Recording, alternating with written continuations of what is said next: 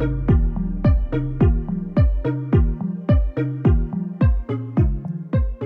to the Productivityist Podcast. I'm your host, Mike Vardy, and Happy New Year, sort of. If you're listening to this the day that the episode dropped, then you'll know that I am heading into my new year. I start my year on September 1st, and I've discussed this before, but in the interest of not knowing that, I'll give you the reasoning why I start my year on September 1st. Really what it boils down to is I try to mirror my year alongside the year that my kids have when it comes to school. So even though my kids have kind of had a different kind of school experience this year, largely in part due to COVID-19, this coming year looks like school will be as close to what it used to be as possible. My kids are going back to school. I'm trusting the educational system and the government that has kind of put protocols in place. So my kids are going back. And normally around Labor Day, the day after Labor Day actually, is when the kids go back to school. So I really start gearing up at the beginning of September, my year, mainly because the summer is kind of my downtime. It's where I do a lot of self-care and planning, take time off to be with my family, because that's really why I do, what I do, is to spend time with my family. I want to spend more time. I want to enjoy that, because at some point they won't be around every single day. They will not, I've been the one that's been home with them largely since they were little. My son, especially, when he's never really known me to have a job outside of the home. And my daughter probably can barely remember when I worked outside of the home. That's how long I've been doing this kind of work in the realm of personal productivity and time management. So in recent years, I've been more, and maybe more specifically this year, especially during the current crisis that the world is in, for lack of a better term, I've recognized that the main reason and my impetus for doing what I do is so that I can have more freedom to spend time with my family. And in the previous Sunday episode, I talked about the importance of slowing down, how sometimes forced slowness can be a huge benefit. Carl Honore, who's been on the program before, has talked about the idea of the slow movement and his book In Praise of Slow. So, really, during the summer period, it is slower for me. Most people aren't thinking about personal productivity and getting a lot done. They're just trying to maintain. And that's really what I think a lot of us have done. I can speak for myself. For the last several months, it's just been trying to maintain. And that's the best that I feel that I could do. Now, since I'm able to start my year, and since I've got it in my head that I start my year on September 1st, now it's time for me to ramp things up. So there's a few things that I'm going to change, and most of those revolve around my membership community, Time Crafting Trust. In fact, my monthly theme for September is to focus on my membership community, Time Crafting Trust. If you've taken my 30 Days of Time Crafting course, and there's a link to that, of course, in the show notes, then you'll know that that's the next gradual level that you can go from, basically from controlling your time and figuring out your personal productivity process to commanding your time, to having more command over it. And that's something I'll touch on in future workshops and things like that. I may even touch on that in a future podcast episode. But one thing I'm also changing, and this speaks specifically to this podcast, is I will no longer be doing twice weekly episodes. And that experiment largely took place over the summer months mainly, and that was primarily to have additional content coming out during the summer months, but also to see if it would work, see if it was something I could maintain and continue to do once some sense of normality was to return to my work life. And after assessing this over the past month, because August is my planning month, it's not something that I necessarily can keep up with a high level of quality. I enjoy having conversations with people. If you've been listening to this podcast for the years that it's been going on, I mean, again, we're well over, 6 years in now, or in that 6-year range. I enjoy having conversations with people.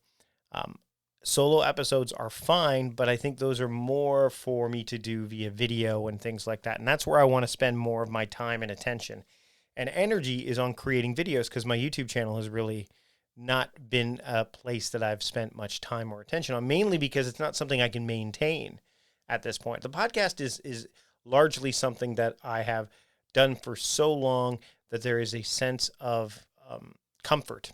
My big concern is that comfort can turn to complacency, but I've since hired a podcast producer once again to handle a lot of that stuff so that I can focus on things like, doing better research and things like that. So I've been giving this a lot of thought leading into the start of the year, because with a season change such as we're facing, so do other changes come with that. So this is the last Sunday episode that you're going to hear. This is the last bi-weekly episode that you're going to hear. And the great thing about that is that you're going to hear and see me elsewhere, but the podcast itself will kind of continue the way that it has been, although with an elevated level of show notes will be different, maybe a little bit different. There'll be some semblance of what we've done in the past. I'll be able to share more episodes. And by the way, if you really enjoy the podcast as a whole, or you enjoy specific episodes, I'd love it if you'd share them, because that helps more people find the podcast and they can listen to the kind of stuff that I want to share and the kind of stuff that I think will help them too. So these are the kind of things that I think about when I wind down one year or one season and I head into the next. The other thing is, I don't have, if I was to do 2 podcasts per week, I would have to give something up. And that would likely be giving up elements of doing something for my Time Crafting Trust community. Or I would have to extend my listening day, which is on Tuesday, to have more podcasting time, which, for solo episodes. And that would involve some research, some thought that I would rather apply to video at this point and get better at video. That's the game plan, because that's an area that I feel like I've neglected. So now that I'm back into this making and manifesting phase, which is what happens when I start my year, it's all about making new things, manifesting new things, maintaining what exists, but also really a lot of musing leading to this point of like, what do I want to do? How do I want this to look? What do I want my next 12 months to look like? My next year to look like? These kind of things come to the fore. So what I'd like to ask of you, and this is going to be a shorter episode, but I think it's going to be, a solid one that hopefully you'll walk away thinking. And I want to discuss now the idea of why you start your year in January. I want you to think about this. Why do you sit back in December and consider, okay, well, the end of the year is coming. I better finish this year strong. So as of January 1st, I can really take it up a notch and have a clean slate for the year. I mean, I get that there is some tradition around that. Totally. I mean, there's even, and that's not new. In fact, it's largely what we all do, regardless of the culture, because Chinese New Year falls at a different time. Jewish New Year falls into a different time. The school year clearly falls in a different time. Fiscal years fall possibly during a different time. They could be anywhere that the business chooses them to be. But I want you to ask yourself, does January make the most sense for you? Now, I want to be clear. I still, quote, celebrate, quote, New Year's Day. I celebrate January 1st because I'm kind of an outlier when it comes to this. I mean, everyone around me, all my friends, they say, oh, well, this isn't really New Year's to you, so what do you do? I'm like, well, no, I acknowledge and respect the fact that my friends, my family, other colleagues, people that I know, earmark January 1st as the start of the year. I mean, the bottom line is 2021 does not start until January 1st. I just choose to make my year start on September 1st, 4 months of which exist in the previous year, I guess, if you want to really break it down. But I think that over the course of the last several months, I'm not the only one that's starting to think about making some changes and doing things differently. As I mentioned on last Sunday's episode about slowing down and what happens when the world slows down and you start to slow down with it is deliberate thought, more meaningful things come to action. The expectations from everyone else are lowered, and also the expectation of following the crowd is lower because, to a degree, because everyone's just, they're in this maintenance phase. They're just, doing what they need to do. And sometimes it's simplest or maybe even easier just to follow the fold, just to say, hey, you know what, this is the way everyone's doing it, so I'm going to do it this way. But I challenge that. And I think when you slow down, in fact, I know when you slow down, you can challenge that notion, that concept of, hey, this is the way it's always been done, so I guess this is the way that it should be done going forward. Clearly, we're in an era right now where that doesn't necessarily hold true. And the interesting thing is it's not because of any one person or any one culture or any one group. It's nature has dictated it to a degree, and our response to nature, right? And that's going to be different for everyone. So if that response is going to be different, then why not make your other areas, other responses, other things in your life different than others? I look at September 1st as a fresh start, a clean slate. But that doesn't necessarily mean that needs to be your fresh start, your clean slate. Neither does January 1st. Your birthday could be, right? Groundhog Day used to be mine. February 2nd, that was one. That was for me. But interestingly enough, I've been reading about Richard Feynman lately, and he's a famous physicist, and he had a great way of taking notes. There's a documentary on Netflix that talked about him, and if you Google him, you're going to find lots of interesting things. But one of the things that comes up is the idea that, and I'll link to this in the show notes too, because I think this is a really interesting point, is that Richard Feynman was working for Cornell University. I believe he was working for Cornell at this time, but he was on sabbatical or working out of Rio de Janeiro at the time. And it doesn't matter what day it was. It doesn't, because it didn't matter to him, but he was walking past a bar in Rio, and I think it was in the morning, and he felt the pull of the bar. In other words, like, go in and have a drink. And I believe, if I remember correctly, that he acknowledged it and began to go heed that call.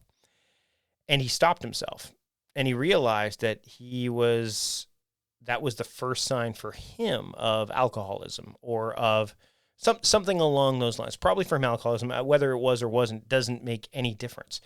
But at that moment, he just said, I don't drink anymore. There was no monumental event. There was no milestone day. He just decided, nope, I don't drink anymore. And that was it.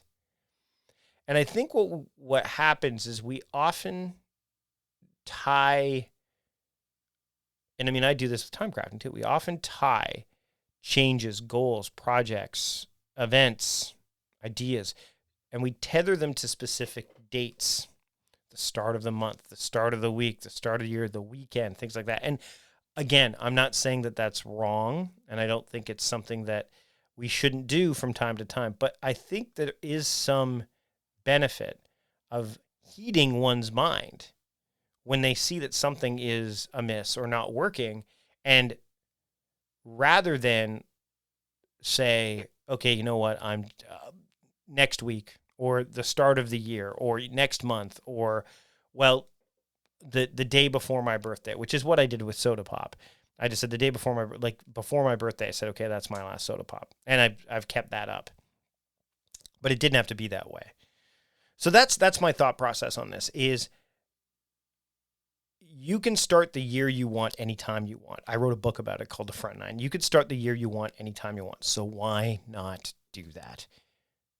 Why not do that today, tomorrow, 4 days from now? You decide. You get to decide. You have agency over that. And that's powerful. And once you realize you have agency over that and you take that command, then you're going to be unstoppable, because it's going to start to snowball and build and layer one on top of each other. And you're going to get to the point where it's just going to be stunning what you can do, because you're not being held back by beliefs that don't necessarily resonate, or they don't have to be true, or anything like that. So for me, it's time for me to start my year. When is it time for you to start yours? When is it time for you to make a change, to decide to do something different, to do something new, to do something better, to do something amazing? I'll leave that up to you, because you're the only one that can make that call. And you get to make that call anytime you want. Thanks for listening to this episode of the podcast. This is the last of the Sunday episodes. I really appreciate it. Again, if you enjoyed this episode, please leave a review, leave a rating.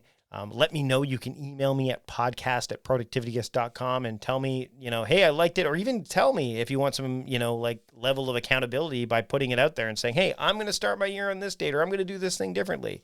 Let me know. I'd love to hear from you. And if you enjoyed this episode, of course, subscribe to the podcast in Apple Podcasts, Spotify, Stitcher, wherever you are listening to this. I'd love to keep you on board I've got some great episodes coming down the pipeline, and I can't wait to share them with you. So until next time, this is Mike Vardy, the host of the Productivityist podcast, reminding you to stop guessing and start going on your own terms as much as possible. See you later.